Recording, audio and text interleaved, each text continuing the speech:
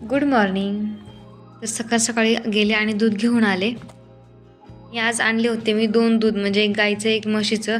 गाईचं का तर चहा कॉफीसाठी आणि म्हशीचं डेली यूजसाठी आणलं होतं. आणि तर पिल्लूला मी शाळेत सोडायला चालले, तो असं नाटकं करत होता.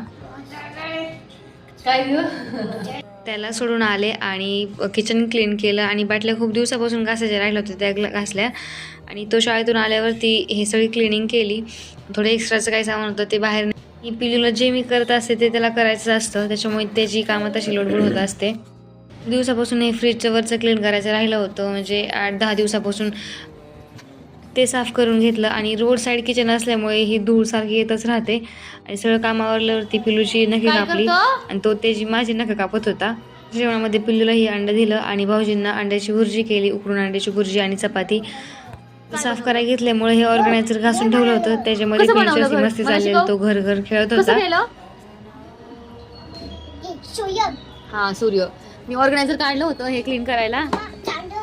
हा चांदू मामा. आता आलं हे त्याचं घर पिलूचं आहे ना पिलू. आणि संध्याकाळच्या नाश्त्यामध्ये रवा केला. जेवणामध्ये वांग्याचं भरीत, घेवड्याची शेंग, भाकरी आणि बटाट्याची भाजी होती. आणि पिल्लूनी काय ते ऑर्गनायझर ठेवायला दिलंच नाही मला, त्याच्यासोबतच खेळत होता. झोपल्यावरच ते ठेवायला लागेल. ब्लॉग माझ्या यूट्यूब चॅनलमध्ये आहे, सो लिंक बायोमध्ये आहे, नक्की चेकआउट करा. Thanks for watching.